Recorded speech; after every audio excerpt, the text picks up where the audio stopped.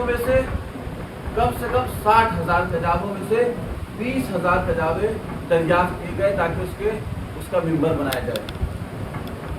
یہاں پر سوال یہ ہے کہ ان 60,000 کتابوں میں سے کن 20,000 کتابیں کو پیغمبر نے حکم دیا کہ ان سے لے لو؟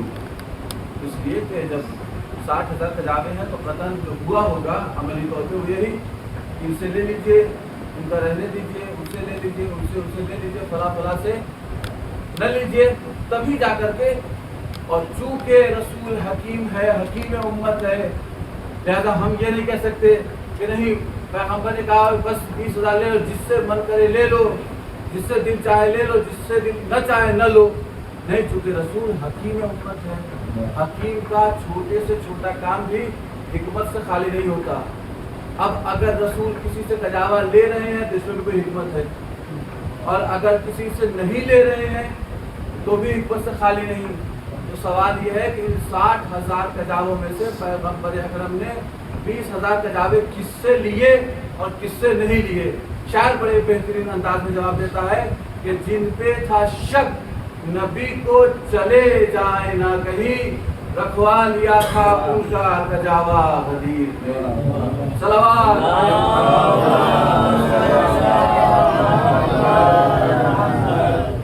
اس طریقے سے ممبر آمادہ ہوا۔ ممبر آمادہ ہونے کے بعد اعلان کیا ہوا اور کس شان سے ہوا؟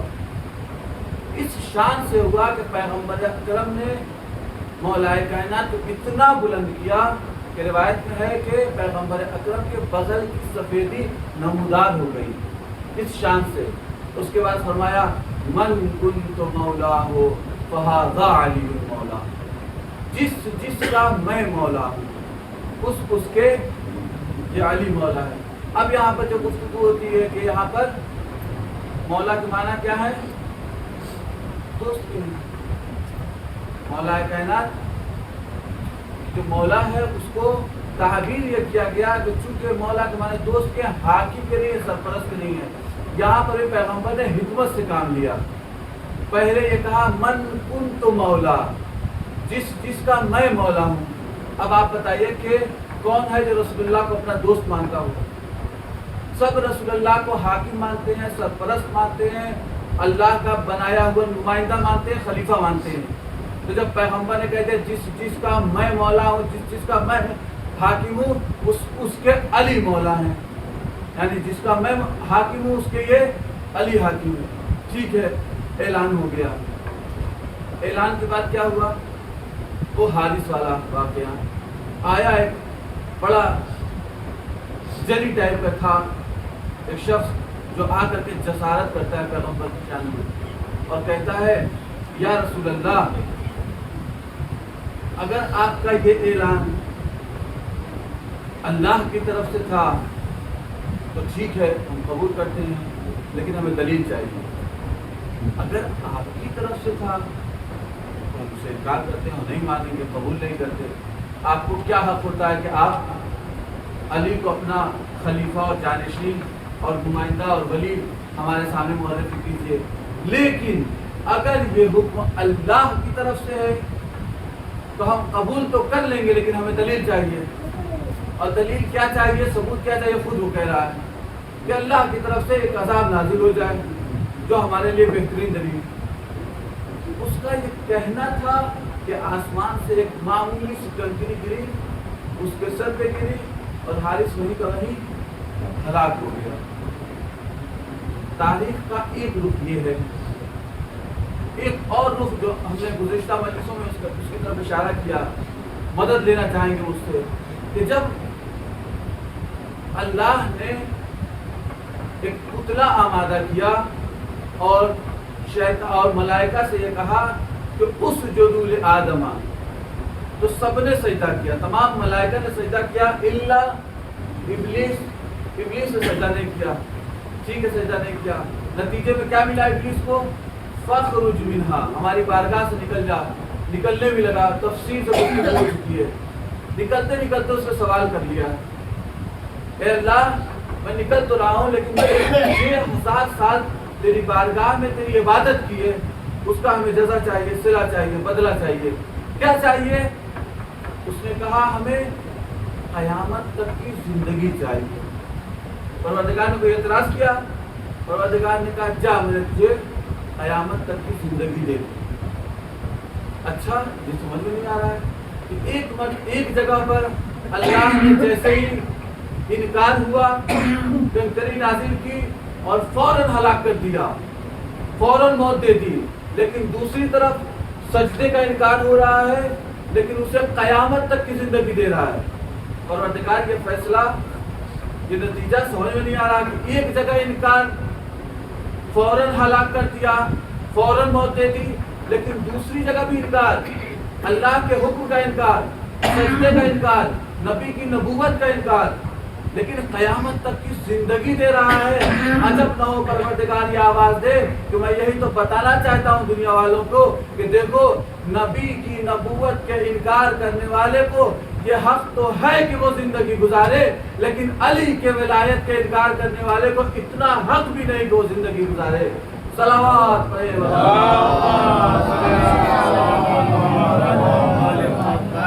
بات علی کی ولایت کی ہے، لہذا ولایت کے دشمن کو پروردگار نہیں چاہتا۔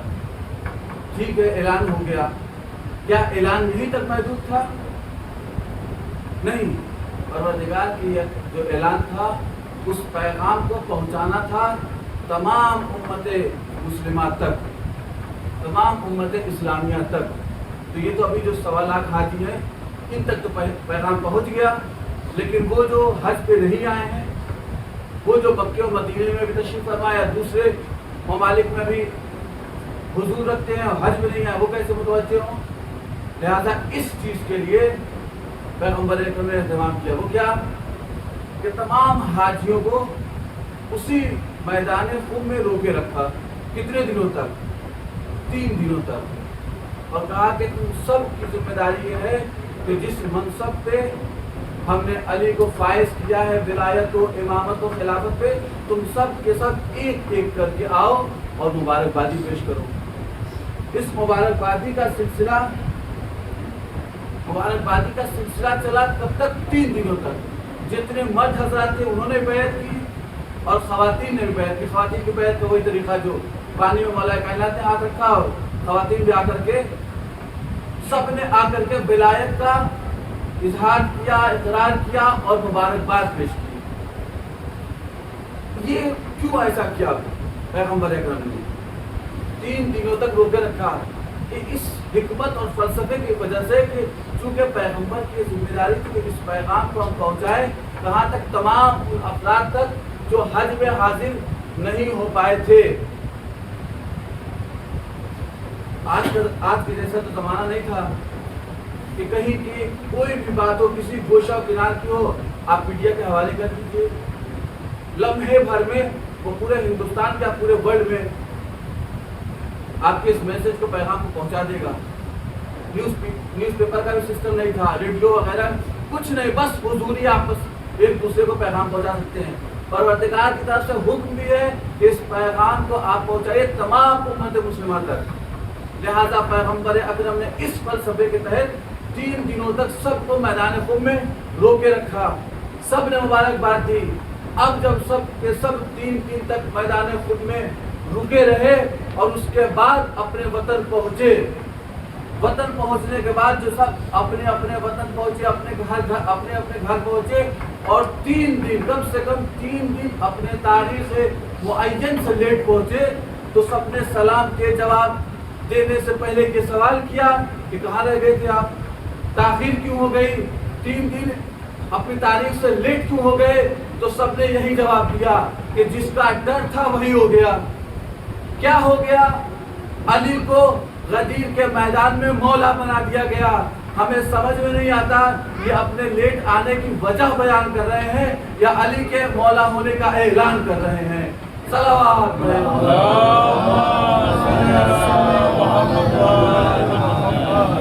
اس طریقے سے غدیر کا یہ پیغام پیغمبر اکرم نے گھر گھر تک پہنچایا،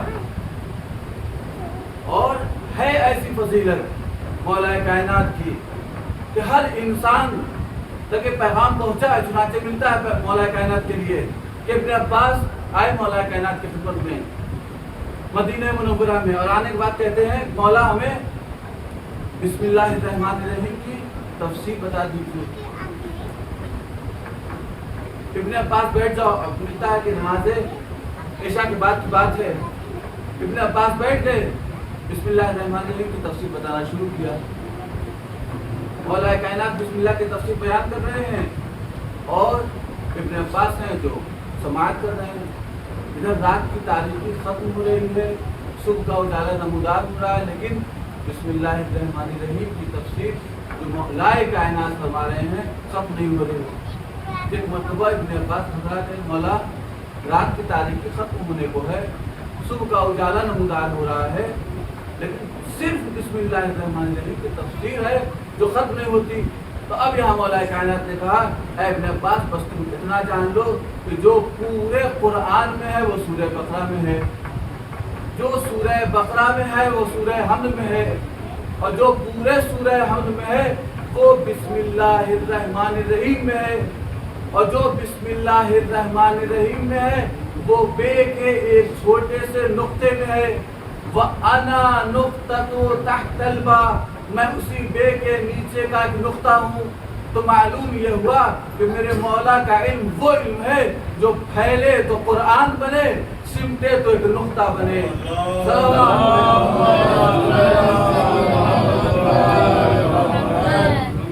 اچھا، تو میرے مولا کا علم وہ علم ہے جو پھیلے تو قرآن بنے، سمٹے تو ایک نقطہ. یہ تھوڑا سا عجیب سا ہے کہ پورا قرآن وہ بھی ایک نقطے میں کیسے سمجھ جائے. پورا قرآن اب چونکہ مولا کائنات نے کہا ہے تو یقیناً بات اپنی جگہ صحیح، لیکن ہم کیسے سمجھیں؟ آج کے زمانے میں سمجھنا بھی آسان ہے. وہ اس طرح کہ آپ کسی شہر کے کسی بلند مقام پہ چلے جائیے، کسی بلند مقام پہ جانے کے بعد آپ وہاں سے اندازہ لگائیے اس شہر کا، سب کا سب پورا کا پورا شہر کا آپ آسانی سے اندازہ لگا لیں گے. اب یہاں پہ میں آپ سے پوچھوں گا، یہ بتائیے کہ آپ کس چیز سے دیکھتے ہیں؟ سوال تھوڑا سا عجیب سا ہے بھائی. ہم آنکھ سے دیکھتے ہیں، کیا پورے آنکھ سے دیکھتے ہیں؟ نہیں، آنکھ کے اندر ایک سفید سا دائرہ ہے، اس کے اندر ایک کالا سا دائرہ، اس کے ذریعے دیکھتے ہیں. کیا اس کالے دائرے کے ذریعے دیکھتے ہیں؟ نہیں، اس کالے دائرے کے اندر ایک چھوٹا سا نقطہ ہے، اس کے ذریعے دیکھتے ہیں. اب میں کہوں گا پھر سے آپ اندازہ لگائیے اس شہر آرا کا. جب پورے شہر آرا کا ایک بلند مقام سے اندازہ لگائیں گے تو پورا یہ شہر آپ کے آنکھ کے اس ایک چھوٹے سے نقطے میں سمٹ کے آ جائے گا. میں کہوں گا جب عام انسان آرا جیسے بڑے شہر کو اپنے آنکھ کے ایک چھوٹے سے نقطے میں سمیٹ سکتا ہے تو میرا مولا کے جو مظہر العجائب ہے کیا پورے قرآن کو ایک نقطے میں نہیں سمجھ سکتا؟ صلوات پڑھے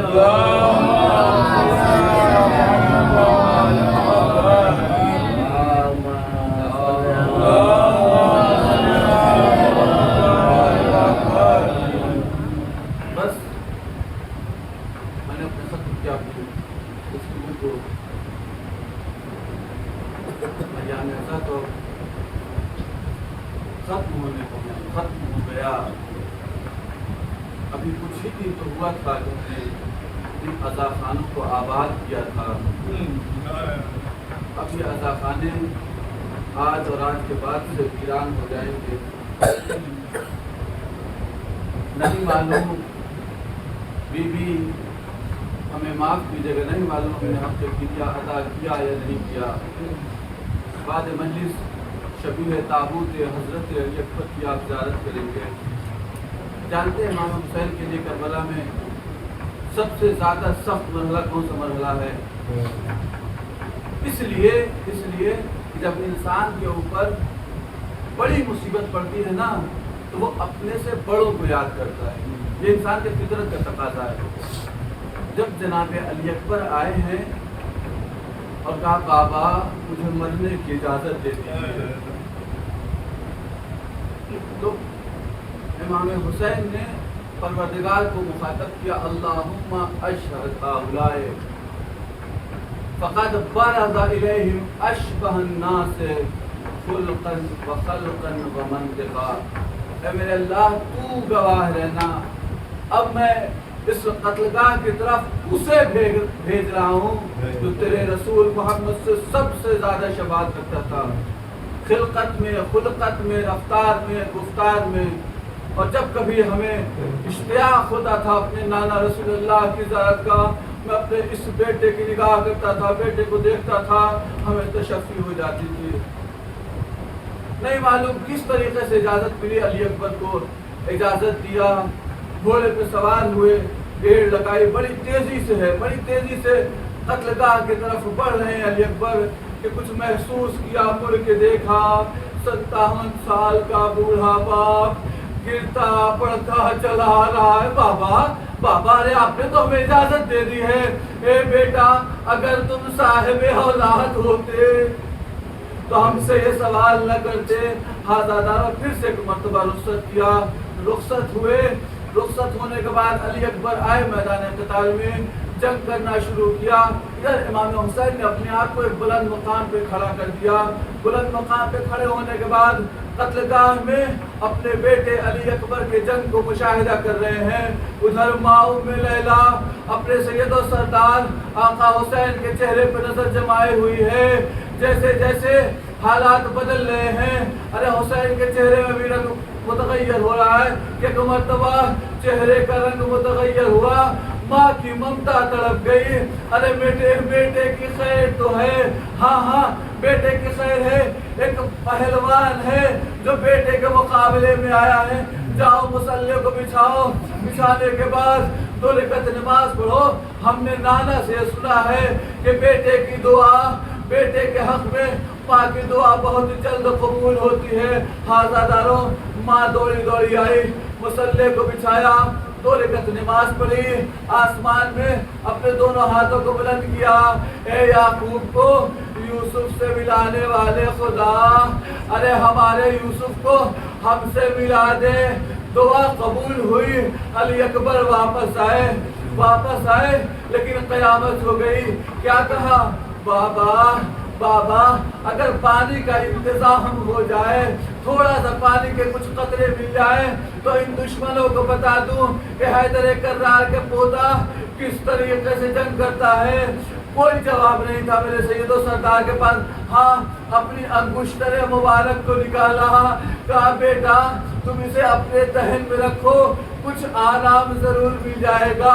اور اس طریقے سے پھر سے رخصت کر دیا. جناب علی اکبر پھر میدان جنگ میں آئے، جنگ کرنا شروع کی. 3 دن کے بھوکے ہیں، پیاسے ہیں. علامہ مجلسی نے اپنی کتاب مقتل کی کتاب میں یہ لکھتے ہیں کہ ہر ایک مرتبہ ایک شقی نے پیچھے سے ایسا وار کیا کہ علی اکبر کے سر میں شگاف ہو گیا، سینے میں تیر پیوست ہو گیا. علی اکبر نے اپنے آپ کو گھوڑے کی گردن میں دونوں ہاتھ ڈال دیا، باہیں ڈال دی. یہی وجہ ہے کہ علی اکبر کے سر کا خون ارے اسپِ باوفا کی آنکھ میں چلا گیا. ارے آنکھ میں خون کا جانا تھا کہ اب اسپِ باوفا جسے قیام حسینی کی طرف لے کے جانا تھا، واپس جانا تھا، یہ اشقیاء کی طرف چلا گیا. اشقیاء کی طرف جانا تھا کہ اشقیاء نے راستہ بنانا شروع کر دیا. ارے یہ گھوڑا علی اکبر کو لے کر کے دشمنوں کے درمیان چلا گیا. اب کیا ہونا تھا؟ سب نے ایک شور مچایا، ارے یہ علی ہے، حسین کا بیٹا ہے، علی مرتضیٰ کا بیٹا ہے. علی مرتضیٰ جسے جو بدلہ لینا ہے بدلہ لے سکتا ہے. روایت کے جملے ہیں، مقتل کے جملے ہیں، فَقَتَّوْهُ بِسُيُوفِهِمْ اِرْبًا اِرْبًا. ارے اس راستے سے علی اکبر گزر رہے ہیں جس کا جب دل چاہتا ہے اپنی تلوار سے علی اکبر کے جسم مبارک پہ ضرب لگاتا ہے. علی اکبر کا جسم ارے ٹکڑے ٹکڑے ہو گیا. آواز دی، السلام علیکہ یا ابتا، بابا ہمارا آخری سلام قبول کیجئے. ارے جیسے ہی آواز سنی بڑی تیزی سے مقتل کی طرف آئے. اے بیٹا آواز دو، تمہارے باپ کو اب کچھ صحیح سے دکھائی نہیں دیتا. قریب پہنچے, کیا دیکھا؟ زمین کربلا پہ کڑیل جوان بیٹا علی اکبر ہے. ارے ایڑیاں رگڑ رہا ہے, ایک ہاتھ سینے پہ. بیٹا یہ ہاتھ سینے پہ کیوں ہے؟ اے بابا ارے برچی کی علی ہے تو سینے میں پیوست ہو گئی, بڑا تکلیف ہوتی ہے. ارے جیسے یہ سنا دو زالو ہو کے بیٹھ گئے, اپنے ہاتھوں سے برچی کے علی کو پکڑا, نجف کا رخ کیا بابا علی. ارے 2 انگلیوں سے درے خیبر کا اکھاڑنا آسان تھا, لیکن بوڑھے باپ کا جوان بیٹے کے سینے سے برچی کے علی کا نکالنا بہت مشکل. ارے یا علی مدد کا, برچی کو نکالی. اللہ اکبر. برچی کے علی کے ساتھ علی اکبر کا تڑپتا ہوا کلیجہ بھی نکل آیا. علی اکبر کی روح قفس عنصری سے پرواز کر گئی. خیام حسینی میں علی اکبر کے لاشے کو لائے. اے ام لیلا, ارے تمہارا لال آیا ہے. ایک مرتبہ ام لیلا سرالے بیٹھ گئی, علی اکبر کے خون سے اپنے بالوں کو رنگ. اے بیٹا اکبر, تمنا تو یہ تھی کہ تمہاری شادی میں اپنے بال کو مہندیوں سے رنگین کروں گی. وَسَيَعْلَمُ الَّذِينَ ظَلَمُوا أَيَّ مُنقَلِبٍ إِنَّا لِلَّهِ وَإِنَّا إِلَيْهِ رَاجِعُونَ. ذَلِكَ جَزَاؤُهُم وَتَسْلِيمًا بِأَمْرِهِ مَا كَانُوا